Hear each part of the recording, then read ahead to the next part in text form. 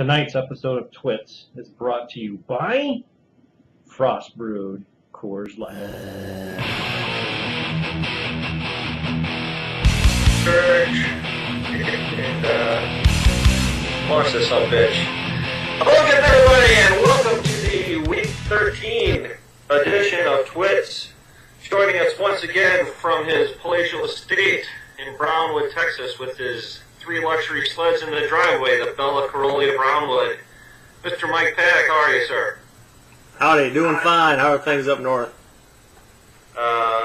Doing good. Finally got some winter up here. Not much snow yet, but it's nice and chilly. I forgot to tell you, we got week 3 of the No Shave November.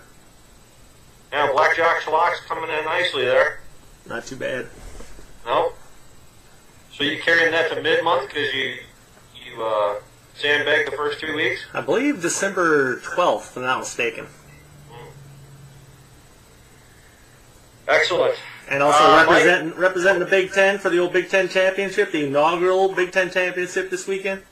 That's right. Badgers going to exact some revenge and take Michigan State to task there. Yeah, that would be nice. Coming to you live from the Lucas Oil Center, I believe, right? Yes. Saturday night, so that'll be a good one. Mike, bad news, news and notes, nothing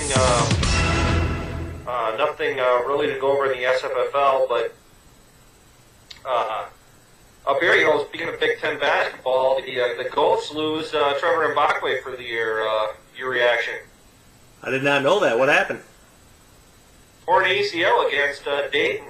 Ooh. Yeah. That's a big loss. That's a big loss for the Ghosts. Oh, that's pretty much Teddy Ball game. He was actually the leading rebounder in the Big Ten last year, averaged 10.5 a game. So that's bad news. And then Mike, your boy, Dominican Sue gets 2 games today for the Thanksgiving stomping there. All they got to do is say, at least it wasn't in the Nards. Yeah. And signed Jeff Robinson. Well, I guess when we play the Bears later, if someone from the Bears can nail Scott Wells somewhere, I mean that'll be the trifecta for the NFC North. I don't know. Right in the kidney. Yeah, I was hoping he'd get more than 2 games, but apparently he plans to appeal that, so it may even be less than that. So I'll take the Pat Lee for an Ndamukong Suh swap on Thanksgiving, though. That works just fine. All right, Mikey, let's take a look at the weekly rewind for week number 12. We had Fred and Evan squaring off, and Fred takes down Easy E 51-42 on Wes Welker's 17 points. We had the bad blood rivalry there, Tom and Greg. Never a clean fight there. Tom 66, Greg 43. Jimmy Graham chips in with 16 for Tom to take Greg by 23. So not quite a beer changing hands there. The commish in the Battle of Lino took out Mickey 64-28. Drew was the Breeze knees, as it were, Mike. 25 points from Mr. Breeze on Monday night. That's about all you needed. Yeah, that is the beer change in hand there on that one, I believe, right? Yeah, oh yeah. You got 25 out of Breeze, she had 28 total. Yeah. Mike took on Thad, and Thad gets 19 points from Seabass, but not enough as Mike takes the 60-52 win. Lauren Robinson leading the way for Team Paddock. And last but not least, Tim taking on Wayne. Tim 62, Wayne 40. Tim paced by Eli Manning's 14 points, and Tom Brady chipped in with 17 for Wayne on that one. So that's what happened in Week 12. Last week we weren't here, so we didn't have a chance to go over this stuff last week. I I know many of our Canadian viewers, Mike, were pretty depressed. They don't celebrate Thanksgiving, well, they do, but not at the same time. They were looking for the pick on the Grey Cup too, and we didn't have it out there in time. Yeah, that's where I was going to go with Grey Cup, but obviously our schedules did mix up with the holiday travel, and so no, we're big in Canada. As you can go check on the YouTube statistics, we get hundreds of hits from up there every week. So all our Canadian friends, we're back in business here for the foreseeable future. Mike, what do we got coming up on tap in Week 13? Week 13 on tap. The 5-star matchup is Jeff Herman Cain's Pimp. Pimping the old, the Godfather's Pizza at 8-4 with 683 points, going against our leading scorer in the league, Tom Brixton Sky, with 770, also at 8-4. Tom leads that all-time series points 1,001 to 982, and the series 14-12 with one tie. He won 3 of the last 4 matchups to get there.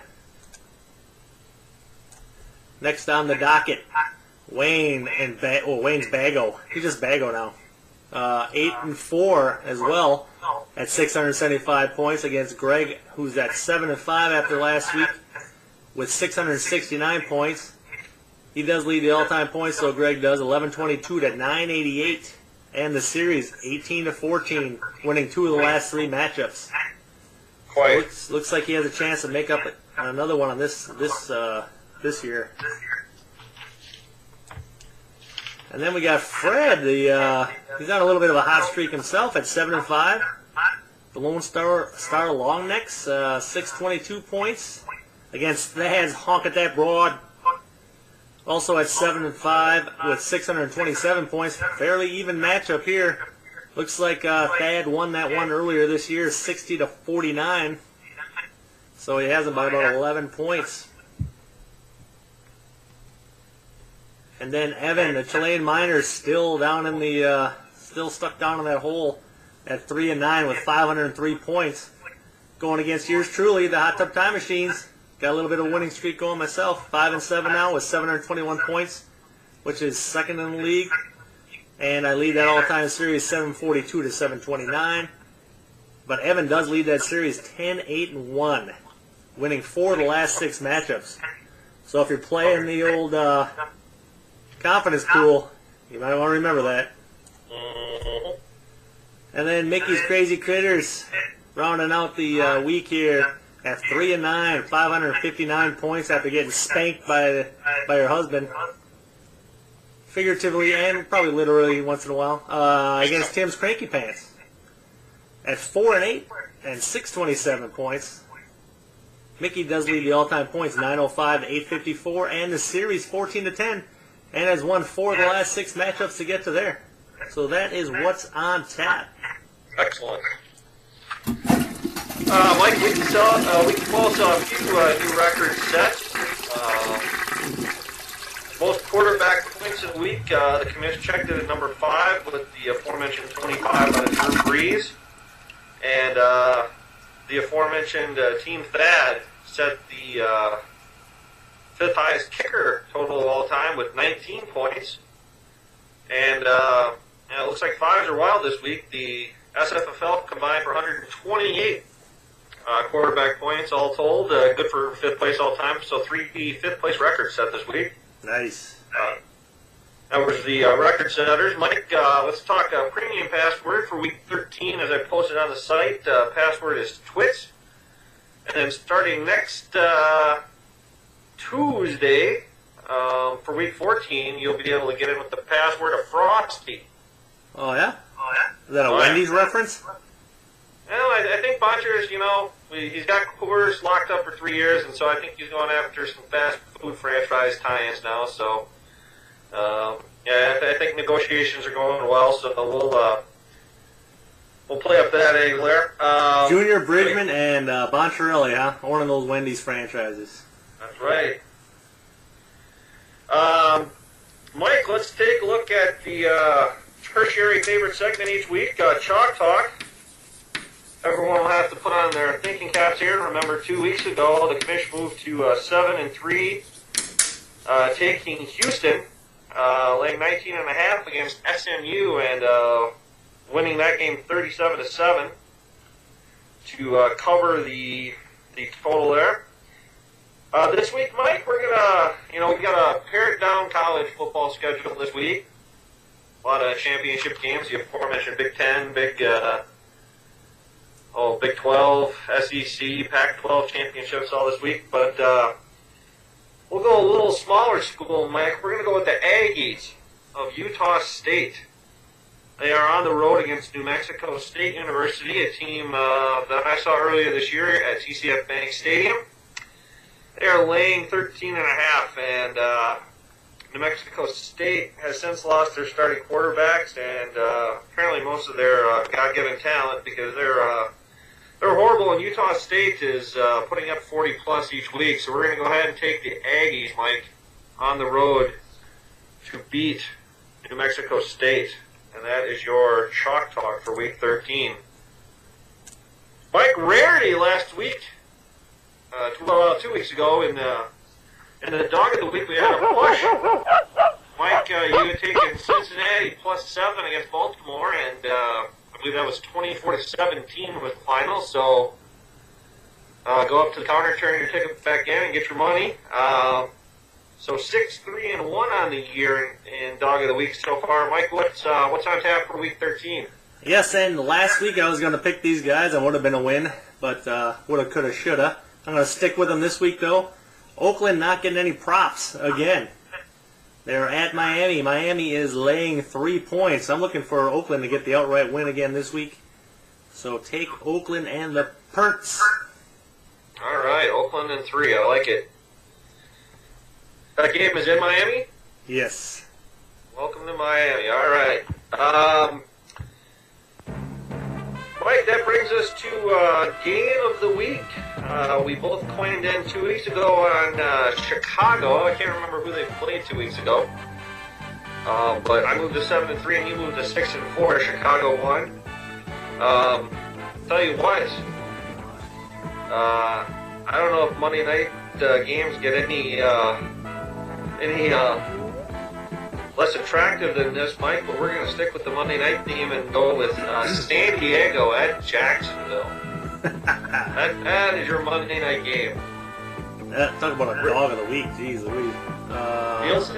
Nielsen impact, Mike? 0. Yes.